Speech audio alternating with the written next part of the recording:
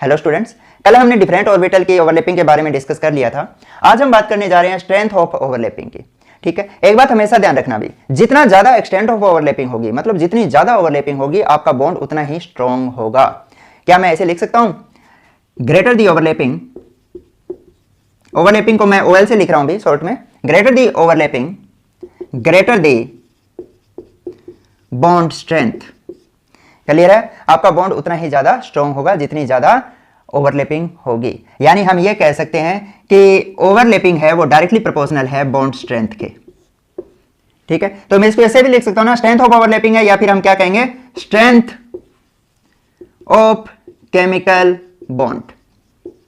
अब कौन कौन से फैक्टर है जो इसको अफेक्ट कर रहे हैं वो वन बाय वन हम डिस्कस करते हैं। तो पहला फैक्टर आता है भाई कि type of bond, types of bond.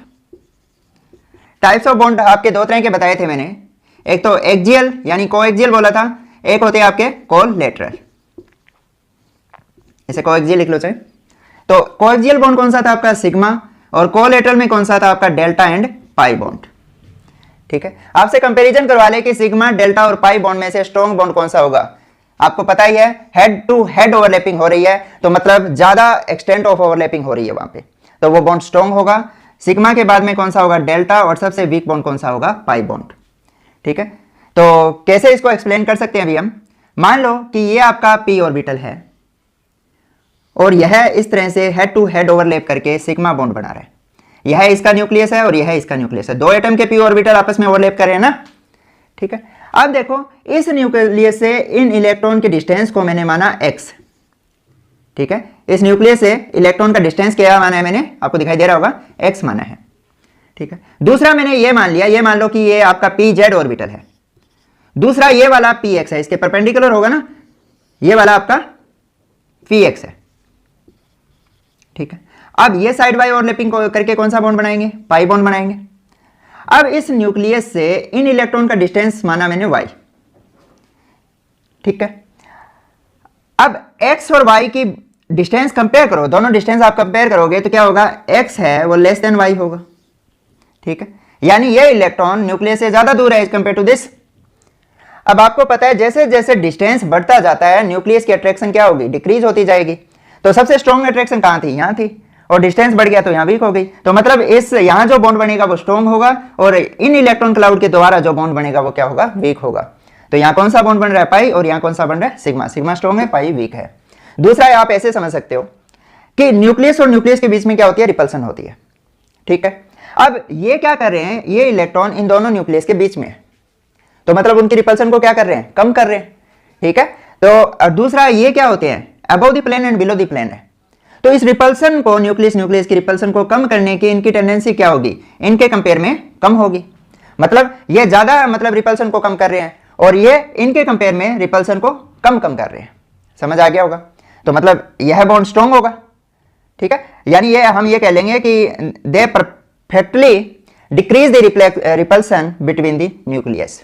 क्या कहेंगे, these electron perfectly decrease the repulsion between the nucleus of combining atom। समझ आ गया, और ये इतने परफेक्टली डिक्रीज नहीं कर पाएंगे। तो यहां जो सिग्मा बॉन्ड बना है वो स्ट्रॉन्ग है और पाई बॉन्ड है वो वीक है। अब आप कहोगे जी चलो समझ आ गया कि सिग्मा स्ट्रॉन्ग है, पाई वीक है, तो यहां पर ये डेल्टा स्ट्रॉन्ग कैसे हुआ, पाई से। अब देखो डेल्टा बॉन्ड बनता कैसे है। मैंने ये मान लिया कि इस तरह से आपका कोई ऑर्बिटल है, ये एक्स एक्स मान लिया, ये वाई एक्स मान लिया, ये डी एक्स वाई है। ठीक है, डी ऑर्बिटल लिया मैंने, डी ऑर्बिटल ही बनाते हैं ना डेल्टा बॉन्ड, और ये दूसरा डी एक्स वाई है। अब एक देखो, एक तो अगर दो लोब आपस में मिलेगी तो कौन सा बॉन्ड बनेगा, पाई बॉन्ड बनेगा। ठीक है, पाई बॉन्ड बनाने के लिए कितनी लोब यूज हो रही है, पाई बॉन्ड के लिए हर एक ऑर्बिटल की दो लोब यूज हो रही है। हर एक ऑर्बिटल की तो दो ही यूज हो रही है ना, दो दो जो लोब है ओवरलैप कर रही है। बट सिग्मा बॉन्ड कैसे बनेगा, इसकी चार लोब इसकी चार लोब के साथ ओवरलैप करेगी तब। मतलब आप खुद सोचो, एक तो हो रही है दो लोब इसकी और दो लोब इसकी, यानी मैं ये कह दूं दो टू लोब ओवरलैपिंग हो रही है यहां पर। और डेल्टा के केस में क्या होगी, फोर लोब ओवरलैपिंग होगी, यानी एक एटम के 4 लोब दूसरे एटम की 4 लोब के साथ ओवरलैप कर रही है, तो 4 लोब ओवरलैपिंग हो रही है, तो स्ट्रॉन्ग कौन सा बनेगा? जहां पे ज्यादा ओवरलैपिंग होगी, ग्रेटर दी ओवरलैपिंग ग्रेटर दी बॉन्ड स्ट्रेंथ। ठीक है, तो इस कारण से क्या होता है, डेल्टा बॉन्ड होता है वो पाई बॉन्ड से ज्यादा स्ट्रॉन्ग होगा। तो आपको समझ आ गए होंगे, सबसे स्ट्रॉन्ग सिग्मा, फिर डेल्टा और फिर पाई। सेकंड फैक्टर है कि जो आपकी ओवरलैपिंग स्ट्रेंथ है वो साइज के इनवर्सली प्रोपोर्शनल होगी। ठीक है, साइज को मैं क्या लिखूंगा? प्रिंसिपल क्वांटम नंबर लिख सकता हूं ना। जैसे जैसे प्रिंसिपल क्वांटम नंबर बढ़ता जाता है साइज भी इंक्रीज होता जाएगा, है ना। तो मैं 1/n लिख सकता हूं क्या? n क्या है? Principal quantum number. समझो भाई, मान लो कि 1s ऑर्बिटल है और वह 1s ऑर्बिटल के साथ ओवरलैप कर रहा है। दूसरा आपका 2s ऑर्बिटल 2s ऑर्बिटल के साथ ओवरलैप कर रहा है। आपसे पूछ ले कि इन दोनों में से स्ट्रेंथ ऑफ ओवरलैपिंग या स्ट्रेंथ ऑफ बॉन्ड किसकी ज्यादा होगी, तो आपको पता है साइज कम होगा तो ओवरलैपिंग ज्यादा होगी, और ओवरलैपिंग ज्यादा होगी तो बॉन्ड स्ट्रेंथ भी ज्यादा होगी। ठीक है, जैसे ये 1s और यह 1s है, और यह 2s हो गया, और यह 2s हो गया। समझ आ गया होगा। साइज जैसे जैसे इंक्रीज होता जाएगा आपकी जो स्ट्रेंथ ऑफ ओवरलैपिंग है वो डिक्रीज होती जाएगी, और आपका बॉन्ड है वो क्या हो जाएगा? वीक हो जाएगा। दूसरा आप ऐसे समझ सकते हो भी, अगर यह ओवरलैपिंग से क्या बन रहा है? आपका केमिकल बॉन्ड बन रहा है ना। अगर स्मॉल साइज के ऑर्बिटल ओवरलैप कर रहे हैं तो बॉन्ड का साइज क्या होगा? बॉन्ड लेंथ कम होगी। और लार्ज साइज के अगर ऑर्बिटल ओवरलैप कर रहे हैं तो बॉन्ड लेंथ क्या होगी? ज्यादा होगी। तो अब एक लकड़ी का कोई टुकड़ा ले लिया आपने, अगर वो छोटा टुकड़ा है तो हमें तोड़ने के लिए उसे ज्यादा क्या होगी? स्ट्रेंथ लगानी पड़ेगी या ज्यादा एनर्जी लगानी पड़ेगी। और अगर लकड़ी का कोई बड़ा टुकड़ा है तो वो आसानी से टूट जाएगा, यानी हमें कम एनर्जी लगानी पड़ेगी। वही सीन यहाँ है, अगर बॉन्ड बड़ा है तो वो आसानी से टूट जाएगा, छोटा है तो उसे तोड़ने के लिए हमें ज्यादा एनर्जी देनी पड़ेगी, मतलब उसकी बॉन्ड स्ट्रेंथ है वो ज्यादा होगी। ठीक है, तो 1s अगर 1s ऑर्बिटल के साथ ओवरलैप कर रहा है तो वो बॉन्ड स्ट्रॉन्ग होगा एज कंपेयर टू 2s। ठीक है, इसी तरह से आप लिख सकते हो 3s और 3s ओवरलैप करते हैं तो वो उनसे भी वीक हो जाएगा। इसी तरह आप 2p का केस कर सकते हो कंसीडर। अगर 2p के साथ ओवरलैप कर रहे हैं, मैंने ऐसे लगा दिया 2p के साथ ओवरलैप कर रहा है, तो यह बॉन्ड क्या होगा? स्ट्रॉन्ग होगा एज कंपेयर टू 3p, और यह स्ट्रॉन्ग होगा 4p से। यानी जैसे जैसे साइज बढ़ता जाएगा बॉन्ड स्ट्रेंथ घटती जाएगी। क्लियर है? मैं दोनों को साथ ही कंसीडर कर रहा हूं, स्ट्रेंथ ऑफ ओवरलैपिंग या स्ट्रेंथ ऑफ केमिकल बॉन्ड एक ही बात है। जितनी ज्यादा ओवरलैपिंग होगी बॉन्ड उतना ही स्ट्रॉन्ग होगा। अब थर्ड फैक्टर है अभी आपका डायरेक्शनल नेचर, यहां लिख देता हूं डायरेक्शनल नेचर। अब आपको पता है कि जो s ऑर्बिटल होता है वो तो होता है स्फेरिकल, और p ऑर्बिटल होता है वो क्या होता है? आपका डायरेक्शनल, यानी डंबल शेप है ये, तो ये डायरेक्शनल होगा, और ये स्फेरिकल है तो ये क्या होगा? नॉन डायरेक्शनल होगा। और हमेशा ध्यान रखना, जिनमें भी डायरेक्शनल नेचर होगा उनमें क्या होगी? ओवरलैपिंग है वो ज्यादा होगी, बॉन्ड स्ट्रेंथ उतना ही ज्यादा होगा। समझो कैसे? आपका यह p ऑर्बिटल है और दूसरे p ऑर्बिटल के साथ ओवरलैप कर रहा है। ठीक है, दूसरा मैंने केस कंसीडर किया कि आपका p ऑर्बिटल है वो s ऑर्बिटल के साथ ओवरलैप कर रहा है। तीसरा केस मैंने कंसीडर किया कि s ऑर्बिटल के साथ ओवरलैप कर रहा है। क्लियर है? तो यह मैंने डायरेक्शन ऑफ बॉन्डिंग मानी है, यानी इंटरन्यूक्लियर एक्सिस मान लिया मैंने ये। ठीक है, सबके लिए इंटरन्यूक्लियर एक्सिस क्या है? यह है, और बाय डिफॉल्ट जो इंटरन्यूक्लियर एक्सिस होता है वो z होता है। अब देखो कि यहां पर जो बॉन्ड बनेगा उसकी स्ट्रेंथ है ये क्या होगी? आपकी pz ओवरलैपिंग, और यह क्या हो जाएगी? pz s ओवरलैपिंग, और ये s ओवरलैपिंग हो गई। क्लियर है? अब देखो ओवरलैपिंग परफेक्ट तभी हम मानते हैं जब जिस भी एक्सिस पे ओवरलैपिंग हो रही है इलेक्ट्रॉन डेंसिटी उस पर मैक्सिमम होनी चाहिए। जितनी ज्यादा इलेक्ट्रॉन डेंसिटी होगी ओवरलैपिंग उतनी ही ज्यादा होगी। अब देखो p ऑर्बिटल की लोब है वो इसी एक्सिस में है, मतलब सारे इलेक्ट्रॉन मैक्सिमम इलेक्ट्रॉन डेंसिटी कहां है? इसी एक्सिस पे है, तो ओवरलैपिंग परफेक्ट होगी। अब देखो s ऑर्बिटल में क्या होगा? s तो स्फेरिकल होता है तो उसकी इलेक्ट्रॉन डेंसिटी x डायरेक्शन में, y डायरेक्शन में, z डायरेक्शन में सब में क्या रहेगी? सेम रहेगी, है ना? सेम रहेगी। तो एक पर्टिकुलर डायरेक्शन में कितनी आ जाएगी भी? 33%। और इसमें हम क्या मानेंगे? एक पर्टिकुलर डायरेक्शन में लगभग 100% होगी, है ना? तो इसमें क्या हो गया? क्योंकि टोटल 100 मानते हैं ना, 100/3 यानी 3 डायरेक्शन में डिवाइड होगी इसकी, तो कितनी आ गई? 33%। तो अब हम ये माने कि यहाँ 100% इलेक्ट्रॉन डेंसिटी थी, इसमें भी 100% थी, और यहाँ 100 है और यहाँ 33 है, और यहाँ क्या है? 33% है, और इसमें भी क्या है? 33% है। आप खुद समझ गए होंगे ओवरलैपिंग कहाँ होगी? जहां मैक्सिमम इलेक्ट्रॉन डेंसिटी हो, और मैक्सिमम इलेक्ट्रॉन डेंसिटी है कहां पर? इनमें, मतलब जिनमें डायरेक्शनल कैरेक्टर होगा उनमें ओवरलैपिंग क्या हो रही है? मैक्सिमम हो रही है। तो हम ये कह सकते हैं क्या? ओवरलैपिंग होगी, ओवरलैपिंग डायरेक्टली प्रोपोर्शनल है डायरेक्शनल कैरेक्टर। ठीक है, overlapping is directly proportional to the directional character. ठीक है, एक बार इतना नोट करो। तो अब इसमें कैसे लिखोगे भाई, जैसे आपकी 2p ओवरलैपिंग के द्वारा जो बॉन्ड बनेगा वो स्ट्रॉन्ग होगा। उसके बाद में अगर 2pz और 2s के ओवरलैपिंग के द्वारा जो बॉन्ड बन रहा है वो उससे वीक होगा, और अगर 2s की ओवरलैपिंग से जो बॉन्ड बनेगा वो सबसे वीक होगा। ठीक है, जो स्ट्रेंथ ऑफ ओवरलैपिंग है या स्ट्रेंथ ऑफ बॉन्ड है, इधर की तरफ जाओगे तो डिक्रीज होगी, क्योंकि डायरेक्शनल नेचर है वो डिक्रीज होता जा रहा है। ठीक है, तो हमने 3 पॉइंट डिस्कस कर लिए हैं। अब 4th पॉइंट देखो भाई, वो मुझे अभी कराना है हाइब्रिडाइजेशन आपको, बट थोड़ा समझ लो कि जो स्ट्रेंथ ऑफ ओवरलैपिंग है, स्ट्रेंथ ऑफ ओवरलैपिंग या बॉन्ड स्ट्रेंथ है, वो डायरेक्टली प्रोपोर्शनल होता है percentage S character in hybrid orbital. आगे मैं हाइब्रिडाइजेशन करवाऊंगा तो उसमें डिस्कस करेंगे इसके बारे में। जो स्ट्रेंथ ऑफ ओवरलैपिंग होगी वो डायरेक्टली प्रोपोर्शनल किसकी होगी भी, percent S character in hybrid orbital. जैसे, और इसको ये भी लिख सकते हो, इनवर्सली प्रोपोर्शनल होती है साइज ऑफ हाइब्रिड ऑर्बिटल के। साइज तो किसी का भी हो, साइज बढ़ेगा तो ओवरलैपिंग घटेगी, बॉन्ड स्ट्रेंथ भी घटेगी। देखो भी, मान लो आपकी sp हाइब्रिडाइज्ड है। हाइब्रिडाइजेशन तीन तरह की मैं डिस्कस कर रहा हूं अभी, तो वैसे डिटेल में हम डिस्कस करेंगे नेक्स्ट लेक्चर में। sp है, sp2 और sp3। ठीक है, इसमें देखो परसेंट एस कैरेक्टर कितना है, 50% है। 50% एस है और 50% पी है। 100% करना है ना हमें। यहाँ कितने ऑर्बिटल है, 3 ऑर्बिटल है, टोटल 100 होता है, तो हर एक ऑर्बिटल में कितना हो जाएगा भाई, 33%। यानी यहाँ पर एक ही एस है तो 33% आपका एस कैरेक्टर है, और लगभग 66 या 67% आपका क्या हो जाएगा, पी हो जाएगा। ठीक है, ये पॉइंटों में आता है 33.33, इस तरह से आता है कुछ।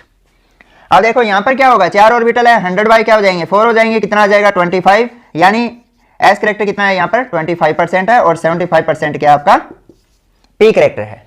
ये दिखाई दे रहा है, ये जो पी है वो एस से 3 टाइम्स है, तो मतलब ये भी 3 टाइम होगा। तो 50% एस कैरेक्टर इसमें 33% है, और इसमें कितना एस कैरेक्टर 25% है। तो मतलब परसेंट एस कैरेक्टर घटता जा रहा है। तो अगर sp हाइब्रिडाइज्ड ऑर्बिटल के बीच में ओवरलैपिंग होती है तो वो सबसे स्ट्रॉन्ग होगी। उसके बाद में क्या आएगा भी, sp और sp2 के बीच में होगी, है ना। और उसके बाद में क्या आएगा, sp2 और sp2 के बीच में होगी ओवरलैपिंग। इसके बाद में क्या लिख सकते हो आप, ये नोट कर लिया होगा आपने, पॉज करके कर लेना भी। उसके बाद में क्या आ जाएगी, sp2 sp3 के बीच में, और इसके बाद में क्या आ जाएगी, sp3 के बीच में ओवरलैपिंग होती है। तो ये स्ट्रेंथ का ऑर्डर है भी। क्या होगा, जैसे यहाँ पे s का कैरेक्टर कितना था 50%, और यहाँ भी 50 है। यहाँ कितना है 50%, और यहाँ कितना है 33%, है ना। यहाँ कितना है 33% है, sp2 में 33 होता है, यहाँ भी क्या है 33% है। यहाँ कितना है 33% है, और यहाँ कितना है 25%। यहाँ कितना है भी 25% और 25%। इस तरह से आप इनका जब टोटल करोगे तो देख लोगे ये सबसे ज्यादा होगा, फिर इधर की तरफ जा रही हो तो डिक्रीज होता जा रहा है। यहां तक समझ आ गया होगा आपको। अब आपसे पूछ ले कि एक तो पाई बॉन्ड बन रहा है डी ऑर्बिटल की ओवरलैपिंग के द्वारा, और एक पाई बॉन्ड बन रहा है पी ऑर्बिटल की ओवरलैपिंग के द्वारा, तो दोनों में से स्ट्रॉन्ग कौन सा होगा, कंपेयर करो। पहले तो आप क्या करो, ऐसे ड्रा कर लो स्ट्रक्चर, उससे आपको आसानी होगी समझने में, इस तरह से। ठीक है, यह न्यूक्लियस मान लिया मैंने। दूसरा मैंने बनाया पी, यहां पे बॉन्ड कौन सा बनेगा भी आपका, पी पाई। दूसरा यहां पर मैंने बना लिया, एक तो बना लूं पी ऑर्बिटल, और दूसरा मैंने बनाया यहां पर डी ऑर्बिटल। ठीक है, यहां भी ओवरलैपिंग होगी, तो यहां कौन सा बनेगा, पी पाई डी पाई, साइड वाइज ओवरलैपिंग हो रही है ना। और तीसरा मैंने क्या किया, दोनों ही डी ऑर्बिटल बना लिए। आप डायग्राम थोड़े अच्छे बना लेना भी। तो अब बताओ सबसे स्ट्रॉन्ग बॉन्ड कौन सा होगा और सबसे वीक बॉन्ड कौन सा होगा। पहले तो न्यूक्लियस से डिस्टेंस देखो, यह न्यूक्लियस है, यहां का यह डिस्टेंस है। अब यहां देखो, एक न्यूक्लियस ये है, दूसरा न्यूक्लियस ये है। अब इस न्यूक्लियस से इन इलेक्ट्रॉन का डिस्टेंस क्या है, कम है। यहां पर चाहे इस न्यूक्लियस से कंपेयर कर लो, चाहे इससे कंपेयर कर लो, डिस्टेंस क्या था, ज्यादा था। डिस्टेंस ज्यादा होगा, अट्रैक्शन कम होगी। अट्रैक्शन कम होगी तो आपको पता है बॉन्ड स्ट्रेंथ भी क्या होगी, कम होगी। यहां क्या है, अगर आप इस न्यूक्लियस से ये वाले इन इलेक्ट्रॉन का डिस्टेंस देखते हो तो कम है। अगर डिस्टेंस कम है, अट्रैक्शन ज्यादा है, बॉन्ड स्ट्रेंथ ज्यादा होगी, तो हम ये कह सकते हैं इसके कंपेयर में ये वाला बॉन्ड ज्यादा स्ट्रॉन्ग होगा। अब इधर देखो भी, क्यों भाई, इसमें ये टिल्टेड होते हैं ना, डी जो ऑर्बिटल की लोब होती है वो टिल्टेड होती है, और पी ऑर्बिटल की लोब क्या है आपकी, इसके परपेंडिकुलर है, 90 डिग्री के एंगल पे है। अब इधर देखो, इधर तो क्या है, यह डिस्टेंस भी कम है और यहां से इस न्यूक्लियस का ये वाला डिस्टेंस भी कम है, ठीक है। यहां पे तो फर्क था ना, ये वाला डिस्टेंस तो कम था बट ये वाला डिस्टेंस ज्यादा था, बट यहां तो दोनों साइड ही डिस्टेंस कम है, अट्रैक्शन ज्यादा है, अट्रैक्शन कम ज्यादा है, तो मतलब बॉन्ड स्ट्रेंथ भी ज्यादा होगी। यानी यहां पर आपका जो डी पाई बॉन्ड बनेगा वो उनके कंपेयर में स्ट्रॉन्ग होगा। तो हमें ऑर्डर लिखना कह दे तो आपको दे दे कि 3p पाई बॉन्ड है, और इसके अलावा इसके बाद दे दिया आपको 3p पाई 3d पाई बॉन्ड है, और लास्ट दे दिया आपको कि 3d पाई बॉन्ड है ना। ओवरलैपिंग के द्वारा बॉन्ड बन रहा है, कौन सा बॉन्ड बन रहा है, पाई बॉन्ड बन रहा है, तो स्ट्रॉन्ग कौन सा होगा, ये ऑर्डर आएगा। ठीक है, बिल्कुल आसान है, भी आसानी से कर लोगे, एक बार ये नोट करो। हमने फैक्टर डिस्कस कर लिए हैं कि कौन कौन से फैक्टर है जो बॉन्ड स्ट्रेंथ को अफेक्ट कर रहे हैं या फिर स्ट्रेंथ ऑफ ओवरलैपिंग को अफेक्ट कर रहे हैं। अब हम कुछ एग्जांपल कर रहे हैं और उन एग्जांपल में उन फैक्टर को इंप्लीमेंट करने की कोशिश करेंगे और बॉन्ड स्ट्रेंथ या स्ट्रेंथ ऑफ ओवरलैपिंग निकालेंगे। देखो कि मान लो पहला एग्जांपल मैंने दिया कि 1s है और 2s के बीच में एक बॉन्ड बन रहा है, दूसरा 1s और 2p के बीच में ओवरलैपिंग से बॉन्ड बन रहा है, और तीसरा आपका 1s एंड 3p के बीच में ओवरलैपिंग से बॉन्ड बन रहा है। तो आपको निकालनी है कि इनमें सबसे ज्यादा बॉन्ड स्ट्रेंथ किसकी होगी। तो साइज देखो भी, यहां 1 है, यहां 2 है, यहां 1 है, 2 है, यहां 1 है, यहां 3 है, तो मतलब इसको तो छोड़ देंगे एक बार। अब इन दोनों पे देखो साइज इनका सेम है, तो आप देखो इनमें क्या है कि डायरेक्शनल कैरेक्टर देखें, पहला फैक्टर हमने साइज देख लिया, दूसरा क्या देख रहे हैं, डायरेक्शनल कैरेक्टर। आपका एस होता है नॉन डायरेक्शनल है, यहाँ पे एस नॉन डायरेक्शनल है बट पी डायरेक्शनल है, मतलब डायरेक्शनल कैरेक्टर आ गया, तो इस केस में बॉन्ड क्या बनेगा, आपका स्ट्रॉन्ग बनेगा। तो सबसे स्ट्रॉन्ग बॉन्ड कौन सा होगा, ये वाला होगा। अगर मैं इनको नंबरिंग दे दूं, ये फर्स्ट है, ये सेकंड है और ये थर्ड है, तो सबसे स्ट्रॉन्ग कौन सा होगा, सेकंड होगा, उसके बाद में फर्स्ट आएगा और ये क्या आ जाएगा, थर्ड आ जाएगा, ड्यू टू साइज। ठीक है, क्योंकि साइज ज्यादा बड़े ना, साइज ज्यादा बड़ा है तो बॉन्ड स्ट्रेंथ क्या होगी, कम होगी। इसके बाद में कंपेयर करो भी। अब क्वेश्चन इस तरह से आ जाए कि if internuclear axis is Z, internuclear axis क्या है अभी, जेड है, तो आपको बॉन्ड स्ट्रेंथ का ऑर्डर लिखना है। कैसे लिखोगे कि मान लो आपको दे दिया 2p जेड के बीच में ओवरलैपिंग से बॉन्ड बन रहा है, दूसरा केस दे दिया आपको कि 3p जेड के बीच में ओवरलैपिंग से बॉन्ड बन रहा है, और एक बॉन्ड बन रहा है आपका 2px के बीच में ओवरलैपिंग से, और एक बॉन्ड बन रहा है आपका 2py के बीच में ओवरलैपिंग से, और इसके बाद में आपका बॉन्ड बन रहा है 3px के बीच में ओवरलैपिंग से, और एक बन रहा है 3py के बीच में ओवरलैपिंग से। और इनमें कंपेयर करवा ले कि कौन सा बॉन्ड स्ट्रॉन्ग होगा या वीक होगा। तो इस तरह से अगर आपको इंटरन्यूक्लियर एक्सिस दे रखा है तो आप पहले तो ये देखो कि कौन सा सिग्मा बॉन्ड है और कौन सा पाई बॉन्ड है। आपको पता चल गया होगा, यह सिग्मा है, यह सिग्मा है, और यह क्या है, पाई बॉन्ड है, और यह भी पाई बॉन्ड है, यह भी पाई बॉन्ड है, और यह भी पाई बॉन्ड है। अगर सिग्मा और पाई बॉन्ड आप आइडेंटिफाई नहीं कर पा रहे हैं तो मेरा लास्ट लेक्चर देख लेना, उसमें एक्सप्लेन किया हुआ मैंने। तो आपको पता है सिग्मा बॉन्ड होते हैं वो पाई बॉन्ड से स्ट्रॉन्ग होते हैं, तो जाहिर सी बात है एक बार इन सबको छोड़ देंगे हम, सिग्मा वाले देखेंगे। सिग्मा में कौन सा स्ट्रॉन्ग होगा, जिनका साइज छोटा है, तो ये साइज छोटा है इनका, तो ये स्ट्रॉन्ग हो गया, दूसरे नंबर पर ये आ गया, और ये वाले वीक होंगे। अब इनमें कंपेयर करो भी। अब ये सारे पाई बॉन्ड है, यहाँ पे क्या है 2 यहाँ भी 2 है, यहाँ 3 यहाँ 3 है, ठीक है। तो इनका साइज छोटा होगा, इनका साइज बड़ा होगा, तो ये बॉन्ड क्या होंगे, स्ट्रॉन्ग होंगे। यहाँ देखो भी px है और py है, ठीक है, दोनों क्या एक दूसरे परपेंडिकुलर है, मतलब सेम स्ट्रेंथ होगी। यहाँ पर हम ये नहीं कहेंगे ये स्ट्रॉन्ग है ये वीक है, दोनों पाई बॉन्ड बना रहे हैं, जेड इंटरन्यूक्लियर एक्सिस है तो सेम स्ट्रेंथ होगी। ये दोनों बॉन्ड स्ट्रॉन्ग हो गए इन दोनों से, पर इनकी क्या होगी, इन दोनों की जो स्ट्रेंथ है वो सेम रहेगी। तो इस तरह से हम ओवरलैपिंग का ऑर्डर निकाल सकते हैं। लास्ट एग्जांपल डिस्कस कर रहा हूं।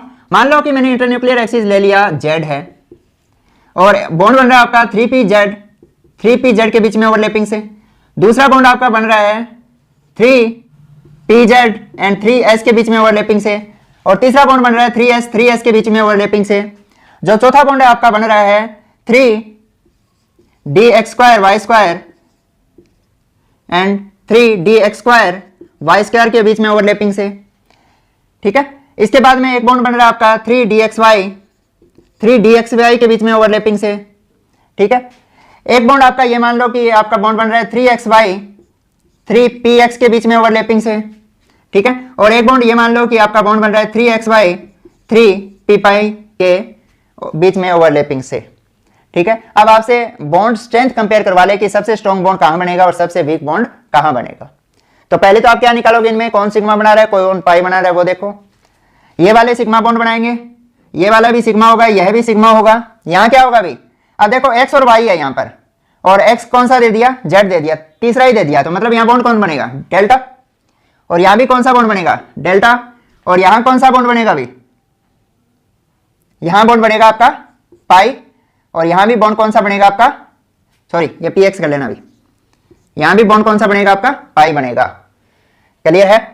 तो अब सीधी बात है, पहले तो जो सिग्मा बॉन्ड होते हैं वो ज्यादा स्ट्रॉन्ग होते हैं, सिग्मा से भी कौन से होते हैं, डेल्टा, और डेल्टा से भी कौन से होते हैं आपके, पाई। तो सबसे स्ट्रॉन्ग ये हो गया, है ना, इसमें डायरेक्शनल करेक्टर है। फिर इसके बाद में ऐसा नॉन डायरेक्शनल है तो ये वीक हो गया, यहाँ दोनों ही ऐसे हैं तो ये और वीक हो गए, यहाँ तो एक तो कम से कम डायरेक्शनल था, डेल्टा बॉन्ड वीक होता है इसमें। अब दोनों ही डेल्टा बना रहे हैं, मतलब इन दोनों की स्ट्रेंथ क्या होगी, बराबर होगी। इसके बाद में देखो भी वो पाई बना रहे हैं, पाई इनसे वीक होंगे, यानी मैं यहाँ पर ऐसे लिख दूँ, ये वाला यहाँ से जस्ट बात शुरू कर लेना, और ये वाला इनसे स्ट्रॉन्ग होगा। क्यों भाई, क्योंकि यहाँ पे डी पी के द्वारा पाई बॉन्ड बन रहा है और यहाँ पर पी पी के द्वारा पाई बॉन्ड बन रहा है, तो इस तरह से कंपेयर कर लोगे। ठीक है, इसके अलावा एक और भी लिख सकते थे यार, मान लो यहाँ पर आप लिख देते 3DYZ और 3DYZ, तो अब ये कौन सा बॉन्ड बनाता, अभी आपका पाई बॉन्ड बना लेता। ठीक है, तो ये कहाँ आ जाता, यहाँ आ जाता। ठीक है, इसके जस्ट बाद डेल्टा के बाद में ये पाई आ रहा है, डी पाई बॉन्ड ज्यादा स्ट्रॉन्ग होते हैं, फिर क्या आ जाता है आपका डी पाई पी पाई बॉन्ड, और फिर पी पाई बॉन्ड। तो इस तरह से मैंने इस एग्जांपल की हेल्प से लगभग आपका सारे फैक्टर एक में इंक्लूड हो गए हैं, साइज को छोड़कर। ठीक है, तो समझ आ गया होगा, मिलते हैं जल्दी, ऑल द बेस्ट।